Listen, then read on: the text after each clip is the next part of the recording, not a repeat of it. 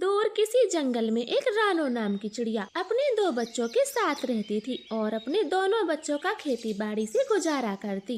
बच्चों, मैं खेत में पानी लगा के जल्द ही आती हूँ, तब तक तुम दोनों घर में ही रहना और हाँ, एक दूसरे का ध्यान रखना। मम्मा, आज हमें भी आपके साथ जाना है, क्यों कुकू भाई? हाँ मम्मा, हमें भी देखना है आप कैसे काम करती हो, फिर हम भी काम किया करेंगे। नहीं मेरे बच्चों, बाहर बहुत धूप है और अभी आप बहुत छोटे हो, इसलिए घर में ही आराम से रहो। काम के लिए आपकी मम्मा ही बहुत है। ऐसे बातें कर मम्मा चिड़िया घर से निकल जाती है। वो अपनी सब्जी की बेलों को पानी लगा रही थी। तभी वहाँ एक हाँफता हुआ अनजान कौवा आता है। अरे रे, आप कौन हो और भाग क्यों रहे हो? मेरे पीछे एक दुष्ट कौवा पड़ा है, वो मुझे मार देगा, कृपया मुझे छुपा दो, मेरी जान बचा लो, मैं मरना नहीं चाहता। ठीक है कौवे भैया, आप मेरे घर चले, मेरा घर यहाँ पास में ही है। फिर रानो चिड़िया उस अनजान कौवे को अपने घर में ले जाती है। शाम हो गई थी। चिड़िया बहन, मेरा घर बहुत दूर है, क्या मैं आज रात यहीं रुक सकता हूँ? सुबह 4 बजे से पहले निकल जाऊँगा। ठीक है कौवे भाई, आप इस घोंसले में सो जाएं। फिर कौवा दाना खाकर घोंसले में सो जाता है और दूसरे घोंसले में वो तीनों माँ बेटी सो जाती हैं। सुबह होती है तो दोनों बच्चे उठ के देखते हैं कि घर का दरवाजा खुला पड़ा था और उनकी माँ जमीन पर मरी हुई थी। माँ, आपको क्या हुआ? आप कुछ बोले, आंखें खोले। गुड़िया बहन, माँ के बिना हमारा क्या होगा, मुझे मम्मा चाहिए, मम्मा मम्मा। उन दोनों बच्चों की रोने की आवाज सुन के पड़ोस का मिट्ठू तोता उनके घर आ जाता है और पूरे घर के हालचाल देखता। बच्चों, वो अनजान कौवा चोर था, उसी ने आपकी माँ को मारा है और घर के सारे पैसे चुरा कर भाग गया। अब तुम दोनों को बहुत समझदारी से रहना होगा, चाहे कुछ भी हो जाए, अब किसी अनजान को अपने घर में मत आने देना। ऐसे समझा के मिट्ठू तोता वहाँ से चला जाता है। अब दोनों बच्चे अनाथ हो गए थे, उनकी देखभाल करने वाला कोई नहीं था। गुड़िया बहन, हमें काम करना होगा, हमारे खेत की सारी सब्जियों को बाजार में बेचना होगा, तभी पैसे मिलेंगे और खाने को भोजन भी। हाँ कुकू भाई, चलो हम काम करेंगे और मेहनती पक्षी बनेंगे। फिर दोनों बच्चे अपनी सब्जी के खेत में चले जाते हैं, मगर उनकी सब्जियों में तो कीड़े लग चुके थे, वो सड़ भी गई थी। इस बैंगन में तो कीड़े हैं। कुकू भाई, सब खत्म हो गया, सारी सब्जियों में कीड़े लगे हैं, अब इन्हें कोई नहीं खरीदेगा, अब हमारा क्या होगा? गुड़िया दीदी, मिट्ठू अंकल के घर चलते हैं, वो हमें खाने को भोजन तो दे देंगे, मुझे बहुत तेज भूख लगी है। फिर वो दोनों बच्चे मिट्ठू तोते के घर जाते हैं। दरवाजा मिट्ठू तोते की पत्नी खोलती है। आंटी जी, मिट्ठू अंकल जी घर में हैं? नहीं, वो तो कुछ काम से बाहर गए हैं, कल तक लौटेंगे। बोलो, तुम दोनों को उनसे क्या काम है? आंटी जी, हमारे घर में भोजन खत्म हो गया, हम दोनों रात से भूखे हैं, कृपया हमें कुछ खाने को दे दो। बच्चों, भोजन तो हमारा भी खत्म हो गया है, इसीलिए तो मिट्ठू अपनी ताया के घर भोजन लेने गए हैं। उदास मन से दोनों बच्चे वहाँ से चले जाते हैं और एक जगह बैठ जाते। दोनों भूख से तड़प रहे थे। दीदी, बहुत जोर की भूख लगी है, अब उड़ा नहीं जाता। कुकू भाई, तू चिंता मत कर और यहीं बैठ, मैं तेरे लिए भोजन लाऊंगी, चाहे कहीं से भी लाऊं। ऐसे गुड़िया वहाँ से जाने वाली थी, तभी वहाँ एक बूढ़ा कबूतर आता है। बच्चों, आप क्यों परेशान हो? बाबा जी, हमारी माँ नहीं है और दाना पानी भी खत्म हो गया, मेरा छोटा भाई कल रात से भूखा है, अब रोए ना तो क्या करे? बच्चों, रो नहीं, ये जादुई बीज है, इनको अपने घर में बो देना और फिर देखना कमाल।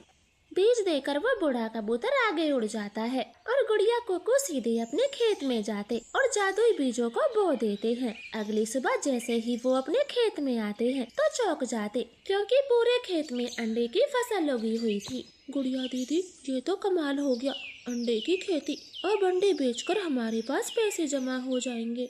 गुड़िया दीदी, ये तो कमाल हो गया, अब अंडे बेचकर हम पैसे कमा सकेंगे। हाँ कुकू भाई, ये सब जादुई बीज का कमाल है, तभी तो अंडे की फसल हमारे खेत में लहरा रही है।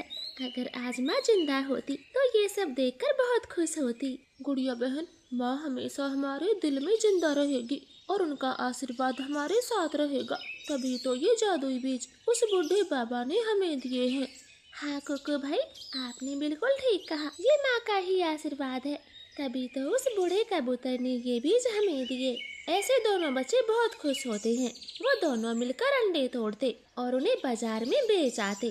साथ में खाने पीने का ढेर सारा सामान लाते हैं और दोनों मिलकर खुशियों भरा जीवन बिताते। आपका धन्यवाद। अरे वाह वाह, आज तो मुझे लाल अनार मिला है, खाने में मजा ही आ जाएगा। इसे तो मैं अपने घोंसले में बैठकर खाऊंगी। अब जल्दी जल्दी से उड़ती हूँ। ऐसे खुश होती हुई छोटी चिड़िया अनार को अपनी चोंच में दबाकर अपने घोंसले में ले जाती है। मगर अब उसे प्यास भी लगी थी।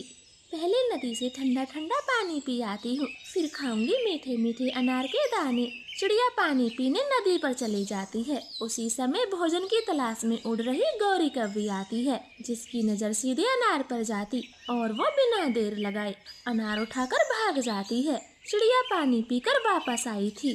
अरे मेरा अनार कहाँ गया? अभी तो मैं यहीं रख कर गई थी। चिड़िया अनार को ढूंढने लगती है। तभी गौरी कौवी फिर से आ जाती है। चिड़िया, तुम्हारा क्या खो गया? गौरी कौवी, मैंने अभी अभी घोंसले में अनार रखा था, अब पता नहीं कहाँ गायब हो गया। चिड़िया, क्या आपका अनार सुरखलाल था? हाँ, सुरखलाल था। लो कर लो बात। वो थोड़ी देर पहले मैंने अभी माही चील को अनार खाते हुए देखा। आपका अनार वही उठा कर लेगी होगी। मैंने तो अभी अभी देखा था। माही चील तो बहुत बड़ी पक्षी है, उसे तो मैं कुछ बोल भी नहीं सकती। मैंने वो अनार कितनी मेहनत से ढूंढा था, छोटी कहीं की, एक पल में मेरा अनार ले गई। गौरी कौवी तो अंदर ही अंदर बहुत हंस रही थी। इस भोली चिड़िया को पागल बनाना कितना आसान है। फिर शाम सवेरे गौरी चिड़िया के घोंसले पर नजर रखने लगती और जैसे ही कुछ दिखाई देता वो मौका देखकर चट कर जाती। चिड़िया बहुत दुखी रहने लगी थी। एक दिन वो नदी पर बैठी बैठी रो रही थी। क्या बात है चिड़िया बहन, आप रो क्यों रही हो? कबूतर भाई, मैं उस माही चील से बहुत परेशान हूँ। मैं जो भी कुछ लाती हूँ वो मेरे घोंसले से सब चुरा ले जाती है। मैं क्या करूँ? लड़ भी नहीं सकती। हाँ चिड़िया बहन, तुम सही कहती हो। मैं भी बहुत परेशान था। जो भी भोजन लाता सब गायब हो जाता। फिर मैंने तो अपना लकड़ी का मजबूत घर बना लिया, तब जाकर सुकून से जी पा रहा हूँ। लकड़ी का बड़ा घर मैं भी बनाऊंगी। कबूतर भाई, आप मेरी मदद कर सकते हो, क्योंकि मुझे लकड़ी का घर बनाना नहीं आता। हाँ चिड़िया बहन, आप बस लकड़ी ला देना, मैं आपका घर बनवा दूंगा। ये बात सुनकर चिड़िया बहुत खुश होती है और लकड़ी जमा करने लगती और कुछ ही दिन में कबूतर उसका लकड़ी घर तैयार कर देता है। लो चिड़िया बहन, आपका घर बनकर तैयार हो गया। अब दरवाजे पर ये ताला मारो और जहाँ मन करे वहाँ जाओ। कोई भी आपके घर से चोरी नहीं कर पाएगा। शुक्रिया कबूतर भाई। कभी कोई मुसीबत हो तो मुझे जरूर बताना, मैं भी आपकी पूरी मदद करूंगी। ऐसे चिड़िया अपने लकड़ी के पक्के घर में रहने लगती है और जब भी कभी बाहर जाना होता तो वो घर पर ताला मार कर जाती। गौरी तो परेशान रहने लगी थी। ये चिड़िया तो बड़ी चालाक निकली, चोरी ना हो इसलिए लकड़ी का मजबूत घर बना लिया। लेकिन मुझे भी गौरी कहते हैं, चोरी करना तो मैं कभी नहीं छोड़ूंगी, और वो भी इस पिद्दी सी चिड़िया के घर से। फिर गौरी कौवी अपने घोंसले में जाकर अपने पति कालू कौवे को सारी बातें बताती। कालू, कुछ भी करो, उस चिड़िया के घर में बड़ा स्वादिष्ट भोजन मिलता है।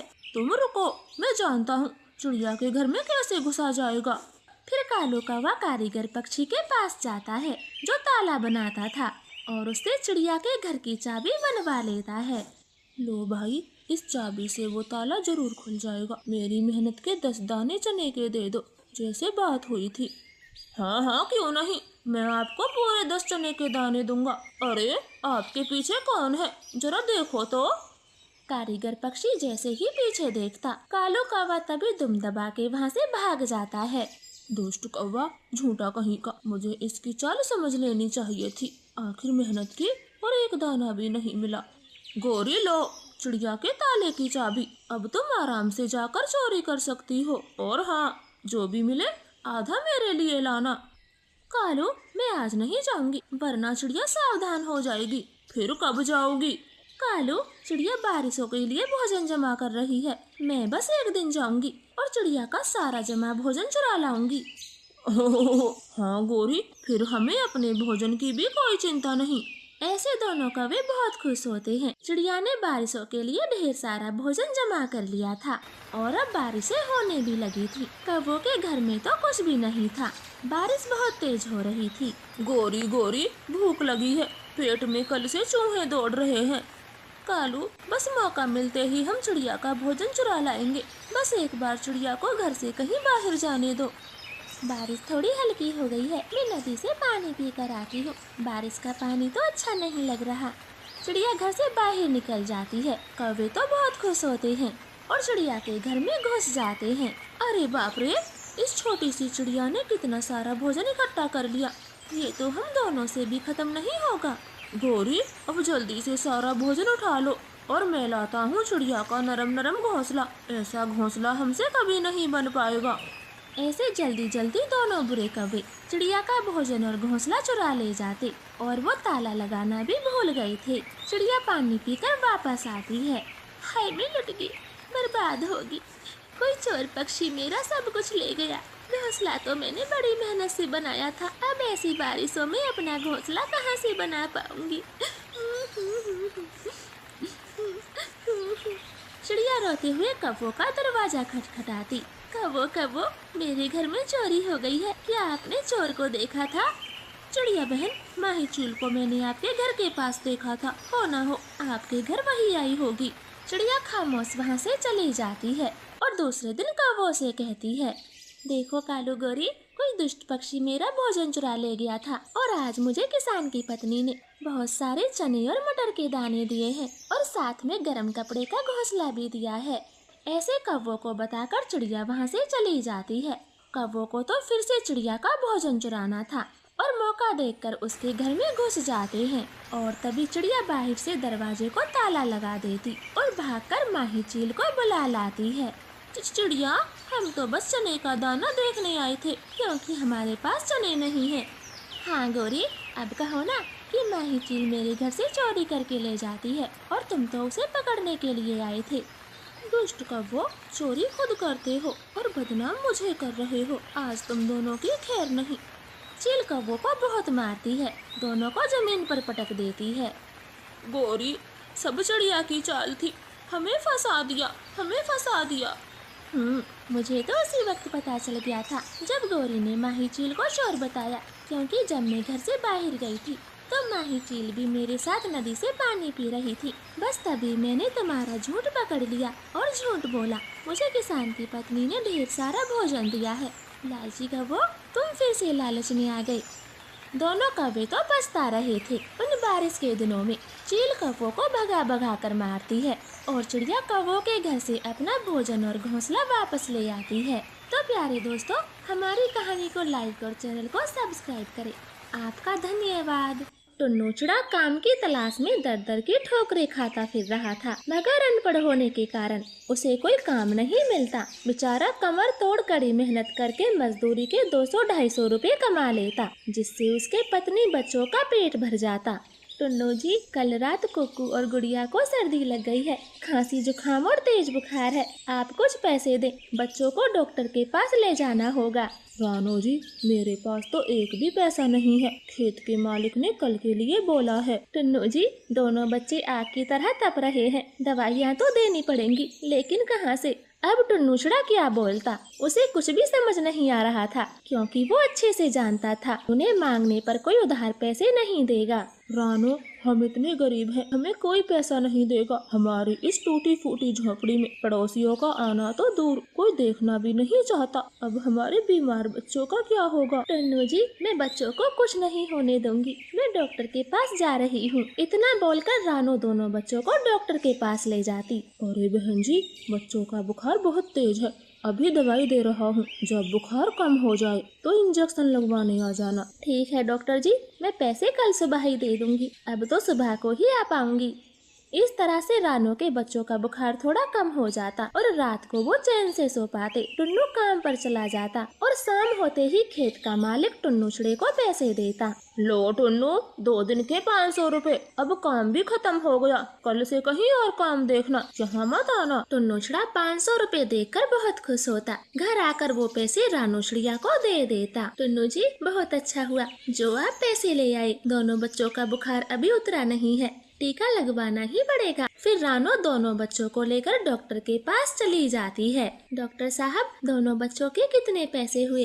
चिड़िया, दोनों बच्चों के 800 रुपए हुए। डॉक्टर साहब, मेरे पास बस ये 500 रुपए हैं। फिर डॉक्टर कबूतर वो 500 रुपए ले लेता और वो तीनों घर आ जाते। अब टुन्नू के पास कोई काम नहीं था और धीरे धीरे सर्दियों का मौसम नजदीक आ रहा था। अब रात को ठंड पड़ती। उनकी झोंपड़ी की छत पूरी तरह से खराब थी और खिड़कियां भी नहीं थी, जिससे बाहर की हवा सीधे झोंपड़ी के भीतर आती। मम्मा, कितनी सर्दी लग रही है, कुछ करें, ऐसे तो हमें दोबारा से बुखार आ जाएगा। बच्चे सही कहते हैं, ऐसी सर्दी में फिर से बुखार आ जाएगा और अब मेरे पास रुपए भी नहीं है। मैं जल्द से जल्द झोंपड़ी की मरम्मत करवाऊंगा। अब सर्दी दिन रोज बढ़ेगी, हमारे बच्चों को बीमार नहीं होने दूंगा। फिर वो दोनों पति पत्नी अपने बच्चों को पंखों में छुपा लेते। उनके पास ओढ़ने के लिए कुछ भी नहीं था। जैसे तैसे वो रात कट जाती। मगर आज के मौसम में बदलाव हुआ था।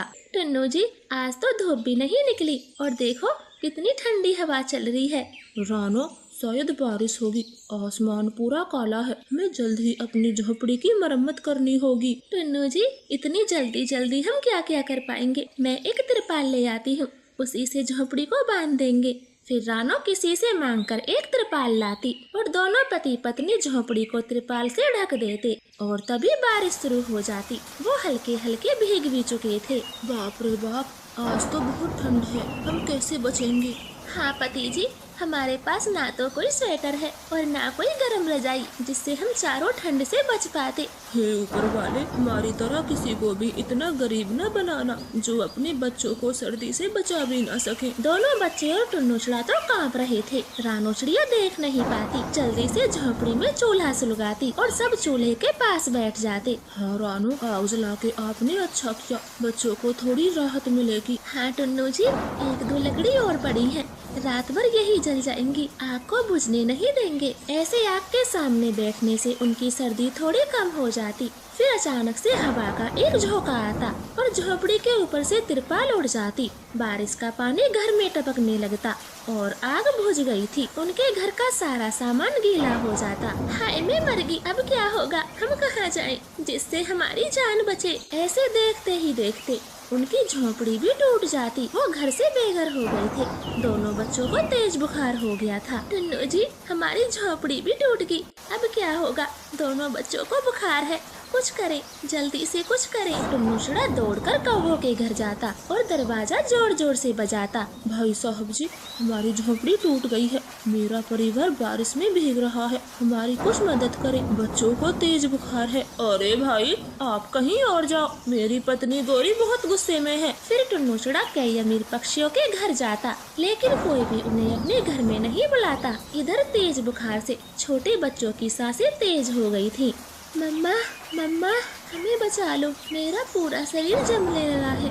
बेटा, तुम ठीक हो जाओगे, पापा अभी आते ही होंगे, बस चिंता मत करो। रानो दोनों बच्चों को अपने पंखों में छुपाए बैठी थी, मगर कुक्कू की आंखें बंद हो जाती। थोड़ी देर में पापा चिड़िया भी आ जाता। टुन्नू जी, कुक्कू अपनी आंखें नहीं खोल रहा, ये ठीक तो है ना। टुन्नू चिड़िया बच्चे को अपनी गोद में लेता और फूट फूट कर रोने लगता। रानो, हमारा कुक्कू अब कभी नहीं बोलेगा, ये हमें छोड़कर जा चुका है। फिर वो तीनों फूट फूट कर रोते। सुबह हो जाती और बारिश रुक गई थी। मैं दुनिया का सबसे बुरा पिता हूँ, अपने बच्चे को ठंड से नहीं बचा पाया। टुन्नू जी, गुड़िया को भी तेज बुखार है, कहीं इसे कुछ हो गया, हमें जल्दी से डॉक्टर के पास जाना होगा। फिर मम्मा चिड़िया गुड़िया को डॉक्टर से दवा दिलवाती। डॉक्टर कबूतर को तो उनकी हालत पर बहुत दया आ रही थी। पता नहीं ऊपर वाला गरीबों का इतना इम्तिहान क्यों लेता है, बड़ा दुख हुआ जानकर। कल रात आपका बेटा मर गया, लो ये थोड़े से पैसे रखो और अपनी झोपड़ी को फिर से सुधारो। डॉक्टर साहब, आपका बहुत बहुत धन्यवाद, इन पैसों से मैं गुड़िया को ठंड से बचा पाऊंगी। फिर टुन्नू चिड़िया कुक्कू को फूलों में सजाकर नदी में बहा देता और डॉक्टर के दिए पैसों से एक मजबूत सी झोपड़ी बनवाता और बचे पैसों से स्वेटर और कंबल खरीदता। अब वो अपने घर में सुकून से बैठे थे।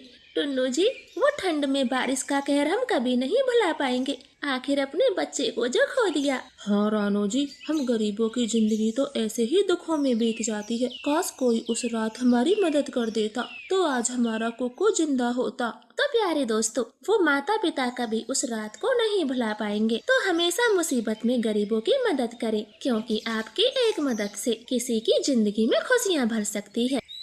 रानो चिड़िया की अभी नई नई शादी हुई थी। वो अपने पति और सास के साथ रहती। उसकी मम्मा सास तो बहुत खड़ूस थी। एक सुबह टुन्नू चिड़ा ऑफिस जा रहा था। अरे रानो जी, मैं ऑफिस जा रहा हूँ, जल्दी से मेरा टिफिन दे दो। रानो चिड़िया भागकर टुन्नू का टिफिन देती।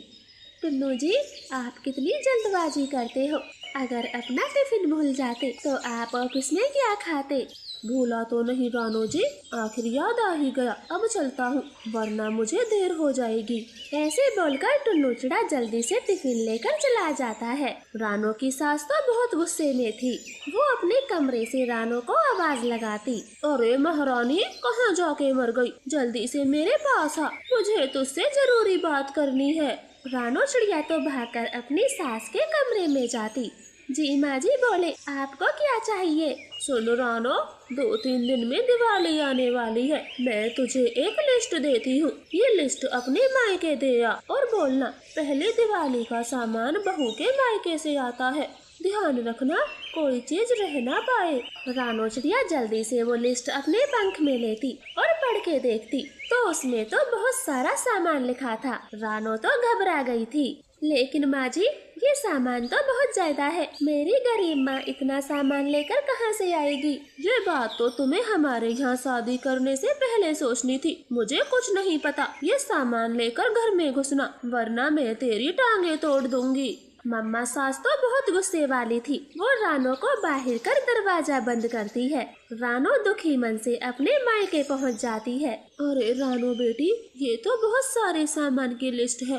भला मैं इतना सारा सामान कहाँ से दे पाऊंगी। हाँ माँ, मैंने भी अपनी सास से यही कहा, लेकिन उसने मुझे घर से निकाल दिया। बोला सामान लेके ही घर में आना। बताओ मैं क्या करती। रानो की माँ तो घबरा गई थी। वो बात को संभालते हुए जवाब देती, सामान इतना ज्यादा भी नहीं जो तू ऐसे घबरा गई। मैं अभी बाजार जाती हूँ। रानो की माँ भी बहुत डर गई थी और वो तो तुरंत ही बाजार चली जाती। सामान बहुत महंगा और घना था। वो चाहकर भी पूरा नहीं खरीद पाती और जितना उससे हो पाता वो उसे ही लेकर रानो के ससुराल जाती। उसकी मुलाकात रानो की सास से होती। आओ आओ समधन जी, लगता है सारा सामान ले आई। शायद तुम्हें भी अमीरों में रहने का सलीका आ गया। रानो की माँ एकदम चुप बैठी थी और मम्मा सास सामान को खोलने लगती। हाय हाय, मेरी फूटी किस्मत, जरा सा सामान क्या लिख दिया। ये गरीब तो वो भी नहीं ला पाई। अब मैं क्या करूं? अपने पड़ोसियों में क्या मुंह दिखाऊं? नहीं नहीं समधन जी, आप नाराज ना हो, मैं बाकी का सामान भी जल्द ले आऊंगी। अब क्या खाक लाओगे? थोड़ा सामान भी एक बार में नहीं ला सके। ऐसे रानो की सास उसकी माँ को जलील कर रही थी। तभी रानो चिड़िया भी घर पहुँच जाती है और भागकर अपनी माँ को पानी देती। आ गई महारानी, देखो कैसे अपनी माँ को पानी दिया।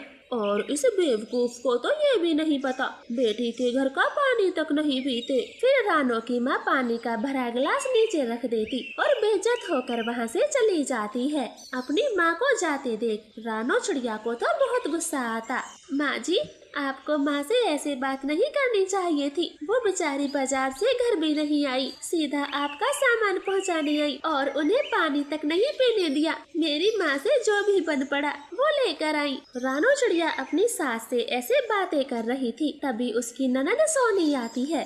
भाभी, तुम्हारी हिम्मत कैसे हुई मेरी माँ से इस तरह बातें करने की? अपनी बेटी की ये बात सुन रानो की सास तो गुस्से में आ जाती और रानो के गाल पर थप्पड़ लगाती। अपनी हद में रहना रानो, आज तक किसी ने मुझसे ऐसे बातें नहीं की। अगर अब के बोला तो जबान खींच लूंगी। रानो चिड़िया तो रोते हुए, माँ, इस भिखारन को कहाँ से ले आई हो? मैं तो कहती हूँ इसे घर से निकाल दो। हम भैया की अमीर घराने में फिर से शादी करेंगे। बेटी, चाहती तो मैं भी यही हूँ, लेकिन पता नहीं इसने तेरे भाई पर कौन सा जादू किया है, वो इसे छोड़ने को तैयार ही नहीं। मैं तो कहती हूँ माँ, इसे नदी के पास ले जाकर धक्का दे देते हैं। पानी में डूबकर मर जाएगी और हमारी जान छूटेगी। रानो की सास को अपनी बेटी की बात सही लगती और वो रानो को मारने का सही समय देखती। 2-3 दिन तो ऐसे ही बीत गए थे। ठीक दीपावली से एक दिन पहले पूरा जंगल जोरों से सजा हुआ था। तब रानो की ननद उसे नदी पर ले जाती सोनी दीदी, आप मुझे यहाँ लेकर क्यों आई हो? घर में कितने सारे काम हैं। माँ जी को पता लगा तो वो खामेखा गुस्सा होंगी। अरे भाभी, आप माँ से कितना डरती हो? माँ इतनी भी बुरी नहीं है। लेकिन सोनी दीदी, आप मुझे यहाँ लेकर क्यों आई हो? कोई काम है क्या? भाभी, इस नदी की मान्यता है, जो भी औरत दिवाली से पहले अपनी शक्ल इस पानी में देखती है, उसके पति की आयु लंबी हो जाती है। तो बस इसलिए मैं आपको इस नदी पर लेकर आई हूँ। सोनी चिड़िया की बात पर यकीन करके रानो चिड़िया जल्दी से अपना मुंह नदी के पानी में देखती तो चुपके से रानो की सांस आ जाती और उसे जोर से धक्का मारती। रानो चिड़िया नदी में डूबने लगी थी। माँ जी, ये आपने क्या किया? मैं डूब रही हूँ, मुझे बाहर निकालो। तू डूबे इसीलिए तो धक्का मारा। सोनी बेटी, अब जल्दी चल, वरना कोई देख लेगा। ऐसे रानो चिड़िया को डूबता हुआ छोड़कर वो दोनों वहाँ से चली जाती हैं। इधर टुन्नू चिड़ा बहुत परेशान था। माँ जी, रानो कहाँ है? मैं उसे कब से ढूंढ रहा हूँ। वो ना तो घर में है और ना ही आस पड़ोस में। वो बिना बताए कहाँ चली गई? बेटा, अब तुझे क्या बताएं, हम भी कब से उसे ही ढूंढ रहे हैं, ना जाने कहाँ चली गई। अपनी माँ की ये बात सुन टुन्नू चिड़ा आगे बढ़ता है और आने जाने वाले पक्षियों से पूछताछ करता। अरे टुन्नू भाई, मैंने रानो और तुम्हारी बहन को नदी पर देखा, वो बातें कर रही थी। टुन्नू चिड़ा तो नदी पर भाग जाता है। नदी किनारे रानो का पंख पड़ा था। रानो जी, तुम कहाँ हो? जल्दी से मेरे पास आओ। तुम कहाँ हो? अगर नहीं आई तो मैं इस नदी में कूदकर जान दे दूंगा। रानो चिड़िया एक पेड़ के पीछे छुपी बैठी थी। वो जल्दी से बाहर आती है और अपने पति को सारी बात बताती। टुन्नू तो बहुत गुस्से में था। वो तुरंत ही अपने घर आ गए थे। रानो जी, अपना सारा जरूरी सामान बांध लो, अब हम इस घर में एक पल नहीं रहेंगे। रानो को जिंदा देख वो दोनों माँ बेटी तो बहुत डर गई थी और टुन्नू को घर से दूर जाते हुए नहीं देख पाती। वो रानो के पैरों में गिर जाती है और माफी मांगती है। बहू, हमें माफ कर दो, बड़ी गलती हो गई। आज के बाद ऐसा कभी नहीं होगा। हम शर्मिंदा हैं, हमें माफ कर दो। अरे रे माँ जी, आप मेरे पैर ना छुए। टुन्नू जी, हम कहीं नहीं जाएंगे। अपनी भाभी की ये बात सुन सोनी चिड़िया को भी पछतावा होता और वो अपने भैया से हाथ जोड़कर माफी मांगती। भैया, ये सब मेरा ही किया धरा था, मुझे माफ कर दो, मुझसे गलती हो गई। फिर वो दोनों उन्हें माफ कर देते हैं और सब मिलकर खुशी खुशी दीपावली का त्योहार मनाते। उनके इस दिवाली सारे गिले शिकवे दूर हो गए थे। वो सब मिलजुल कर रहते। आपका धन्यवाद।